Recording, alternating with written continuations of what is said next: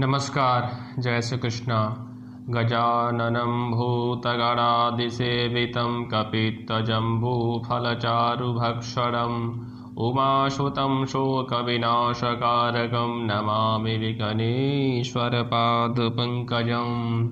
नमस्कार दोस्तों, आज मैं बात करने वाला हूँ दीपावली के पर्व के बारे में। सबसे पहले तो आप समस्त भक्तजनों को दीपावली की बहुत बहुत हार्दिक शुभकामनाएं।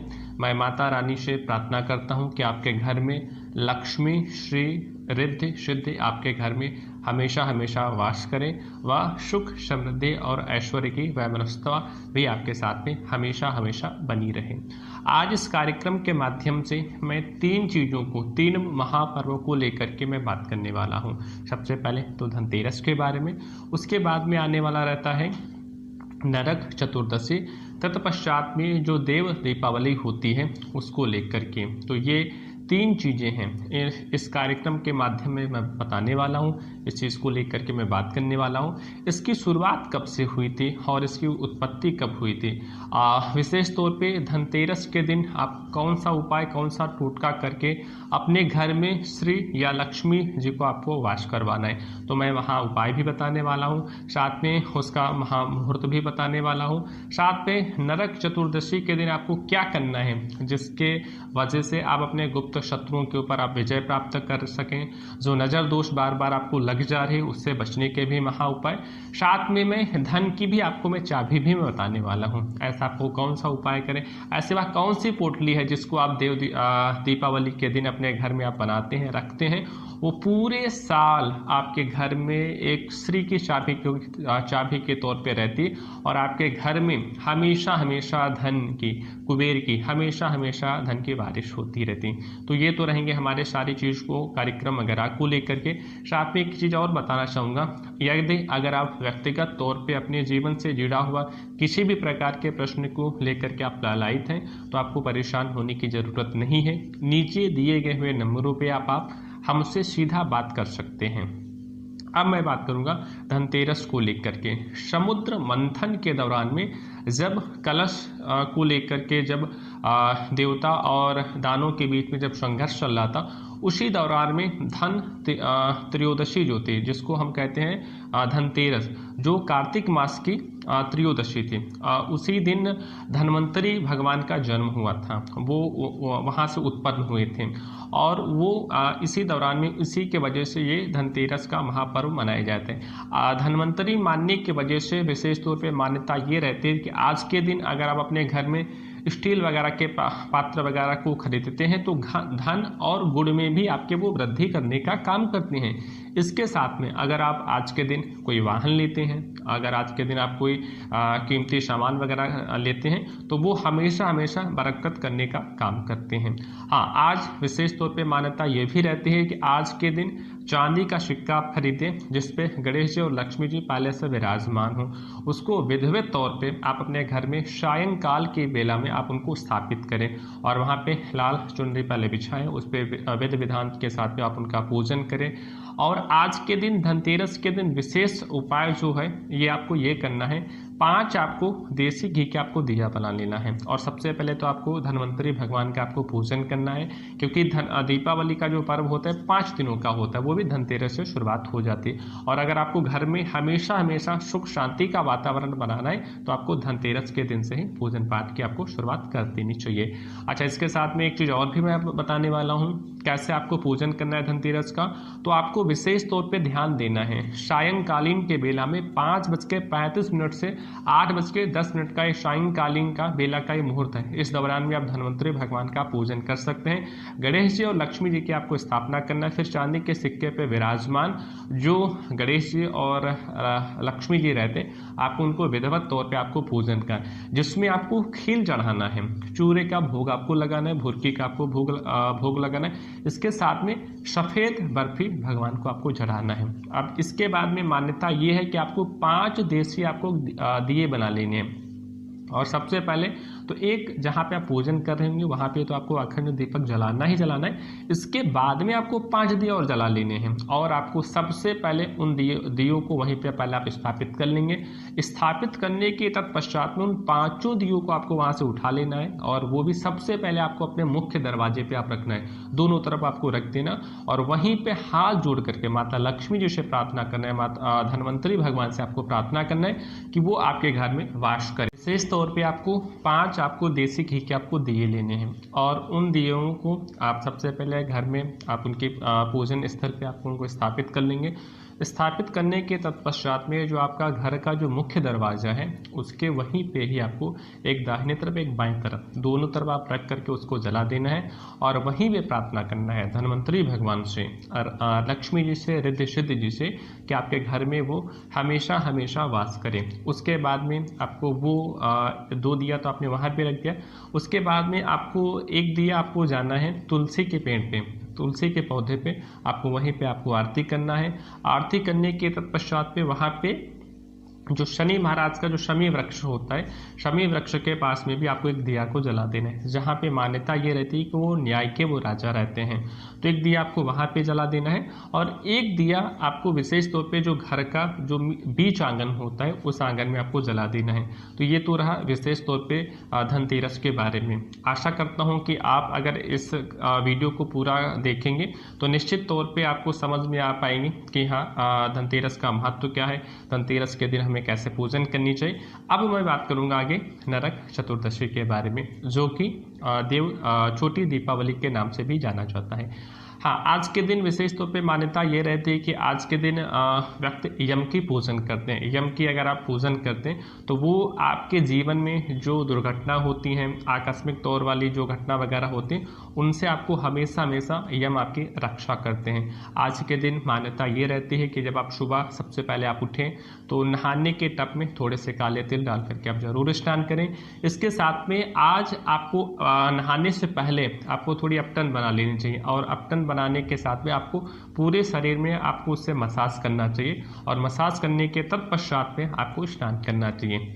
एक तो सबसे बड़ा पर्व ये रहा, नरक चतुर्दशी की शुरुआत आपकी यहीं से होती है और इसके तत्पश्चात में आपके आज के दिन विशेष तौर पे यम की पूजन करनी चाहिए। यम की अगर आप पूजन करते हैं या फिर आपको बार बार हमेशा हमेशा बुरी नज़र लग जा रही तो आज के लिए बहुत बड़ा दिन रहते हैं। आज आप उनकी पूजन और आज आपके दिन उनकी आराधना करने से आपको वो बुरी नज़र से भी बचाते हैं और आपकी रक्षा भी करते हैं। नरकासुर की एक बहुत बड़ी कहानी ये है, वैसे मैं संक्षिप्त में ही आपसे मैं बात करूंगा।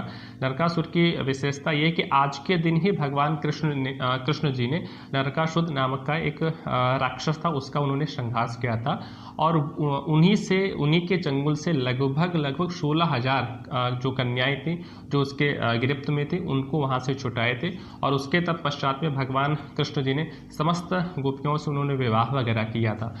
तो इसी के प्रसन्नता में लोग छोटी दीपावली के तौर पे नरक चतुर्दशी के नाम से जाना जाता है। ये चीज़ उसी समय से और उसी वक्त से ये विख्यात है। और सबसे बड़ा आज का जो महा उपाय है, आपको 3 सरसों के तेल का आपको दिया बना लेना है और उसको सबसे पहले तो आपको भगवान यम का आपको जो यम है उनका आपको स्मरण करना है। स्मरण करने के तत्पश्चात में वो जो 3 जो दिए हैं तो वो आपको अपने घर के अवशिष्ट जहाँ पे नाली रहती है, जहाँ पे आप बर्तन इत्यादि वगैरह की साफ सफाई वगैरह होती है या फिर जहाँ पे आप साफ सफाई वगैरह का स्थान वगैरह रहता है, वहाँ पे आपको 3 दिया रखना है और आपको विशेष तौर पे यम से आपको प्रार्थना करना है कि आपके ऊपर जो लगी हुई बुरी नज़र है, आकस्मिक तौर पे कोई घटना है, अगर आकस्मिक तौर पे कोई व्यक्ति की बीमारी है तो उसको विशेष तौर पे यम से प्रार्थना करना है कि वो आपकी हमेशा हमेशा रक्षा करे।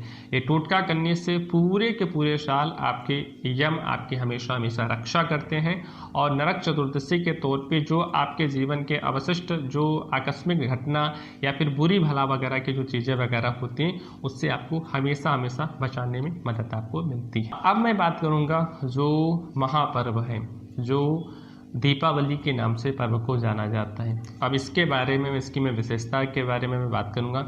इसके साथ में मैं अंत में मैं बताने वाला हूं कि आपको कैसे अपने घर में लक्ष्मी श्री की आपको चाबी को अपने घर में रखनी है। या आपको एक पोटली जो बनती है, विशेष तौर पे बहुत जगह पे उसका प्रचलन है, तो उसको आपको असल मायने में शाश्वत तौर पे उसका तरीका क्या है, अपने घर में हमेशा हमेशा लक्ष्मी जी का वास कैसे करें। तो सबसे पहले हम बात करेंगे दीपावली के बारे में, इसकी मान्यता क्या है, इसकी विशेषता क्या है। तो सबसे बड़ी बात तो ये है, आज के दिन ही मर्यादा पुरुषोत्तम श्री रामचंद्र जी 14 वर्ष के उपरांत के बाद में रावण का संहार करने के तत्पश्चात में वो अपने अयोध्या नगरी में वो वापस लौटे थे। इसी की खुशी में प्रजा ने समस्त प्रकार के दिए वगैरह को लेकर के उन्होंने प्रज्वलित वगैरह किए थे। और इसके साथ में दूसरी कहानी ये भी है, महाभारत के समय में जब पांडव इत्यादि वगैरह थे, उनका भी 12 वर्ष का जब वनवास खत्म हुआ था, तो इसी दिवस में वो अपने घर को वापस लौटे थे। तो ये दो बहुत बड़े प्रकरण हैं जिसके वजह से ये दीपावली का पर्व की शुरुआत वगैरह हुई थी।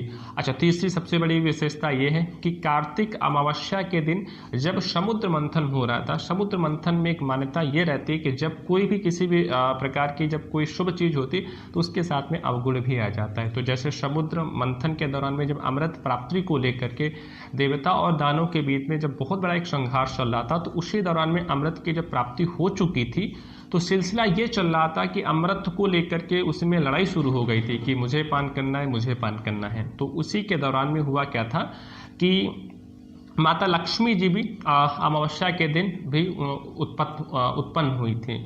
और अमृत को लेकर के तो खैर बहुत बड़ी कहानी, हम लोग फिर उस पर विस्तार से चर्चा कभी करेंगे। अब मैं बात करूंगा विशेष तौर पे सायंकालीन के बेला में जो दीपावली के दिन और समकक्ष में जो विशेष तौर पे गणपति जी और गौरी जी के साथ में लक्ष्मी जी की जो पूजन होती है, उसका क्या महत्व है और किस तरीके से उनका पूजन करना चाहिए। सबसे पहले तो सायंकालीन के बेला में एक शुभ मुहूर्त की देखने की ज़रूरत होती है।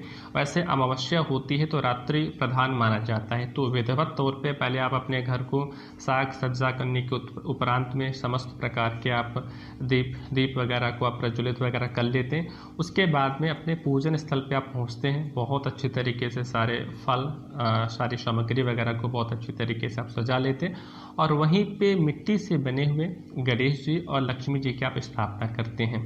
साथ में अगर मान्यता ये भी है कि अगर आपके घर में पहले से ऑलरेडी लक्ष्मी जी या फिर गणेश जी आप चांदी के घर में रखें तो फिर आप उन्हीं की पूजन वगैरह कर सकते हैं, या फिर अगर आप चेंज करते हैं तो आप आज के दिन चेंज करके आप नए गणपति जी और लक्ष्मी जी का पूजन कर सकते हैं। मान्यता ये रहती है कि आज के दिन उनको 1650 से आप पूजन करें, विधिवत तौर पे आप उनको वास कराएं, 5 प्रकार के फल चढ़ाएं, 5 प्रकार के मीठा चढ़ाएं और उसके बाद में नैवेद्य इत्यादि वगैरह चढ़ाएं, धूप दीप वगैरह करें, 1650 से पूजन करें। और विशेष तौर पे एक चीज़ और रहती है, आज के दिन चांदी के सिक्के पे बने हुए जो लक्ष्मी जी और गणेश जी होते हैं उनका पूजन करने का भी एक अलग महत्व होता है, और जिससे आपके घर में हमेशा हमेशा वो बरकत करने का वो काम करती हैं। हाँ, तो ये तो रहा ये चीज़। अब आज मैं बात करने वाला हूँ लास्ट में जिस चीज़ को लेकर के आपको बहुत देर से इंतज़ार था, तो वो आपके इंतज़ार की घड़ियाँ ख़त्म होती। अब मैं बताता हूँ कि धन की चाबी कैसे होती और आप अपने घर में हमेशा हमेशा पूरे वर्ष बरकत को लेकर के कैसे करते हैं। तो आपको करना क्या है, एक आपको एक पोटली ले लेनी है और उस पोटली में आपको खड़े धनिया आपको रखनी है, एक गोमती चक्र रखना है, एक आपको कौड़ी रखना है, कुछ आपको पैसे उसमें रख लेना है और एक हल्दी के आपको उसमें गांठ रख लेनी है और कुछ उसमें कमलगट्टे आपको रख लेनी है और उस पोटली को आपको बांध देना है और वहीं पर बैठ करके लक्ष्मी जी को आपको अर्पण कर देना है। अर्पण करने के बाद में वहीं पर आपको बैठ करके कमलगट्टे की माला से ओम श्री लक्ष्मी नारायणाय नमः इस मंत्र का आपको 108 बार आपको वहाँ पे जाप करना है। जाप करने के तत्पश्चात में उस पोटली को वहीं पे माता रानी के पास में आपको रखे रहने देना है।